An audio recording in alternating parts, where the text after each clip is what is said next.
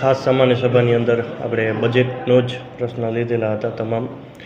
અને વાત કરું તો 2.5 વર્ષ દરમિયાન આપણે નવનિયુક્ત બોડી આવે એના પછી 2.5 વર્ષ દરમિયાન આપણે ભુજ શહેર માટે શું કર્યું, તો ખાસ કરીને આપણે જે ભુજ શહેરનો અગત્યનો જે પ્રશ્ન હતો વોકવેનો, તે સંપૂર્ણપણે આપણે પાર કરી અને ભુજ શહેરને આપણે ભેટ આપેલી છે. ત્યારબાદ અટલ ભવન એટલે કે નવી નગરપાલિકા, વર્ષોથી જે કખડધજ જે નગરપાલિકા હતી તે આપણે સંપૂર્ણપણે નવી બનાવી અને મહાનગરપાલિકા પણ ભુજ શહેરને પ્રાવધાન મળે તો આ જ બિલ્ડિંગ એ ઉપયોગી થઈ શકે એમ છે. ત્યારબાદ કલેક્ટર ઓફિસથી કરી અને માંડવી ઓક્ટર સુધી જે જૂની લાઇટો હતી તે હેરિટેજ લાઇટો અને હેરિટેજ પોલ સાથે આપણે ભુજ શહેરને અર્પણ કરેલું છે. ખાસ કરીને રોડ લાઇટની અંદર ખેંગાબાગથી ઓરફેડ હાઈસ્કૂલ આપણે જે રોડ છે તે થીમ રોડ આપણે આપેલો છે. નવી 1400 જેટલી LED લાઇટો આપણે ભુજ શહેર માટે નવી ખરીદી કરેલ છે અને જે ટેન્ડર આપણે ઓનલાઈન કરેલું હતું એ 50% નીચું આવેલું છે. એટલે આપણે 40 લાખના ટેન્ડરમાં માત્ર 20 લાખ રૂપિયામાં આપણને 1400 લાઇટ મળેલી છે. તેવી રીતના 18 વોલ્ટની આપણે 1400 લાઇટ, 70 વોલ્ટની આપણે 450 લાઇટ, ત્યારબાદ 3 હાઇડ્રોલિક મશીન આપણે આપણી બોડી આવ્યા પછી ભુજ શહેર માટે અર્પણ કરેલા છે. ત્યારબાદ પ્રમુખ સ્વામી ચોકડીથી કરી અને ભાટિયા સમાજવાડીનો જે મુખ્ય રોડ છે એ આવનારા દિવસોની અંદર તે ખુલ્લો મૂકવામાં આવશે અને ત્યાં પણ હેરિટેજ લાઇટો આપવામાં આવશે. ત્યારબાદ 5 માસ્ક જે ઓલફેડ સર્કલ અને જ્યુબિલી સર્કલ પાસે જે હાઈ માસ્ક લાગેલા છે તેવા જ 5 જગ્યાએ આપણે નવા નાખવાના છે. તેની અંદર મંગલમ, પછી હોસ્પિટલ રોડ છે, RTO સર્કલ છે, પ્રમુખ સ્વામીનગર છે, તેવી અલગ અલગ જગ્યાએ 5 હાઈ માસ્ક જ્યાં એક્સિડન્ટ ઝોન રહેલા હતો અને લાઇટની ખપત હતી ત્યાં કને આપણે હાઈ માસ્ક લગાડીશું.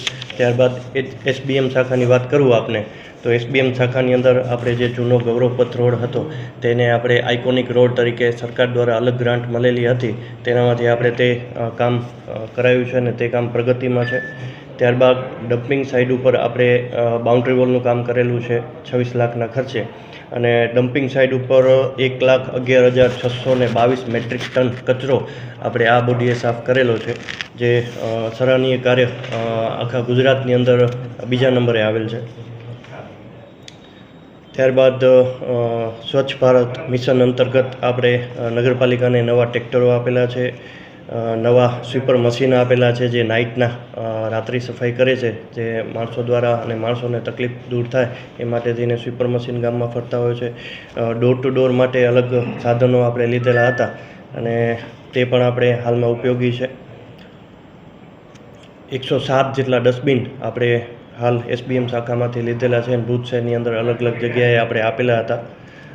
2 લોડરો આપણે નગરપાલિકાએ નવા લીધેલા છે અને તે પણ ભુજ શહેરના સુખાકારી માટે આપેલા છે. અગાઉ આપણે જે મશીનો હતા, લોડર છે કે JCB, તે ભાડે રાખતા હતા જેથી નગરપાલિકાને ખર્ચો પડતો હતો. હાલ આપણે સરકાર દ્વારા ગ્રાન્ટ મળતા આ લોડર અને મશીન આપણે મંગાવેલા છે જેથી ભાડે રાખવાની જરૂર પડતી નથી અને ઓછા ખર્ચે આપણે વધુ કામ કરી શકીએ છીએ. હાલ વોટર સપ્લાયની અંદર 1 JCB, ડ્રેનેજની અંદર 1 JCB અને સફાઈ માટે 2 JCB એટલે ટોટલ 4 JCB કાર્યરત નગરપાલિકાના થઈ ગયેલ છે. એવી રીતના પાણી પુરવઠા શાખાની અંદર આપણે કહું તો નર્મદા આધારિત જ સંપૂર્ણપણે ભુજ શહેર થઈ ગયું છે. ત્યારે આપણે પોતાના નગરપાલિકાના સ્ત્રોત ભુજ માટે પાણી માટે આપણે કરવા જરૂરી હતા, તે માટે નવા 10 બોર આપણે કરેલા હતા. તેનામાંથી 10 MLD જેટલું પાણી આપણે ભુજ શહેરને આપતા હતા. નર્મદાનું કદાચ ઓછું પાણી આવે તો તે બોરનો ઉપયોગ કરી અને ભુજ શહેરને પૂરું પાણી આપણે પૂરું પાડતા હતા અને આવનારા દિવસોની અંદર 10 બોર બીજા કરવાનો પણ આપણે ઠરાવ કરેલ છે. તાંત્રિક મંજૂરી માટે ગયેલ છે, ત્યાંથી આવી ગયા બાદ મંજૂરી મળી ગયા બાદ આપણે તે પણ કાર્યરત કરીશું. ટ્રાન્સફોર્મર લગાવવાનું પણ આપણે આ જ બોડીએ કરેલું છે. 5 છકડા વોટર સપ્લાયને આપણે આપેલા છે, જે ભાડે રાખતા હતા એની જગ્યાએ આપણે નવા લીધેલ છે. 2 ટ્રેક્ટરો પણ આપણે વોટર સપ્લાયને અલગથી ફાળવેલ છે અને મોબાઈલ પમ્પિંગ સ્ટેશન જે ચેમ્બર રિપેર કરે છે તથા ચેમ્બરમાંથી ગારા કાઢવાનું તથા ચેમ્બરમાં કાંઈક ખામી હોય, ત્રુટિ હોય તો એ આધુનિક ટેકનોલોજી દ્વારા કેમેરા દ્વારા જોઈ શકે અને ત્યારબાદ રિપેર કરી શકે તેવું આપણે મોબાઈલ પમ્પિંગ સ્ટેશન પણ લીધેલ છે. નવા વિસ્તારોમાં અને જુદા જુદા વિસ્તારોમાં નવી પાણીની પાઇપલાઇનો નાખવાનું 50 લાખના ખર્ચે આપણે કામ કરેલું છે. નર્મદા આધારિત સંપૂર્ણપણે ભુજ શહેર છે, ત્યારે નવા જે ટાંકા બની રહ્યા છે એ ટાંકાનું આવનારા દિવસોની અંદર પાણી પુરવઠા બોર્ડ જ્યારે આપણને ભુજ શહેરને સોંપશે ત્યારે આપણે થર્ડ પાર્ટી ઇન્સ્પેક્શન કરાવી અને ત્યારબાદ આપણે નવા પાણીના ટાંકા લઈશું અને ભુજ શહેરને સ્ટોરેજ માટે નવી સુવિધા મળશે. ત્યારબાદ અમૃત કામ હેઠળ ભુજ શહેરને 5 ટાંકા નવા હજી બનવા જઈ રહ્યા છે. આવનારા દિવસોની અંદર કામ ચાલુ થશે અને અમૃત 2ની અંદર મોસ્ટ ઓફ જેટલી પણ ભુજ શહેરને નવી કોલોનીઓ બની અથવા તો જે વિસ્તારોમાં પાણી નથી આવતું એ વિસ્તારમાં નવી પાણીની પાઇપલાઇન નાખવાનું પણ તે અંદરથી અમૃત 2ની અંદર થશે. ત્યારબાદ બાંધકામ શાખાની આપણે વાત કરું તો યુડીપી ગ્રાન્ટ અંતર્ગત ભુજ શહેરના હરેક વોર્ડની અંદર આપણે સરખા ભાગે ગ્રાન્ટ આપેલ છે. ત્યારબાદ ભારે વરસાદની ગ્રાન્ટ આપેલ છે, વ્યવસાય વેરાની ગ્રાન્ટ આપેલ છે, 15માં નાણાં પંચની ગ્રાન્ટ આપેલ છે, પછી મોડલ ફાયર સ્ટેશનનું ₹723 લાખના ખર્ચે અત્યારે કામ ચાલુ છે. આવનારા દિવસોની અંદર પણ એ કાર્યરત થશે. પછી જનલોક ભાગીદારી એટલે ધારાસભ્યશ્રી અને એમપીશ્રીની ગ્રાન્ટ અંતર્ગત જે વોર્ડની અંદર કામો સોંપેલા હતા તે કામ પણ પ્રગતિમાં છે અને જે થઈ ગયેલ છે તેનું લોકાર્પણને કરેલ છે.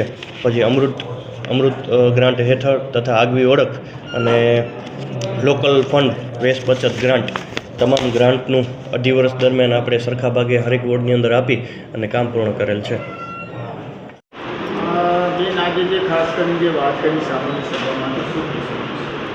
આજની આમાં ખાસ સામાન્ય સભા બોલાવી હતી કારણ કે અમારું બજેટ બાકી હતું અને બજેટ લેવાનું હતું. એના માટે અમે સૌ અમારા સત્તાપક્ષના નેતા અને સૌ ચર્ચા કરી અને બજેટ લેવું પડે એમ જ હતું. પછી અમારી ટર્મ પૂરી થઈ જાય તો ફરી બજેટ પણ એક રહી જાય. એના માટે કહું અમારા નગરસેવક ભાઈ બહેનો સૌ અને સાથે મળી આજની આ સામાન્ય સભા અમે અહીં કરી અને હવે પછી જે કામ જે અમારા રહી ગયા હશે એમાં આવનાર બોડી કામ કરશે. અમે અમારાથી જેટલા પણ કામ થયા છે એનો અમે અમારા સૌ નગરસેવક ભાઈ બહેનોએ પૂરો પ્રયત્ન કર્યો છે અને અધૂરા થશે એ આવનાર બોડીવાળા કરશે.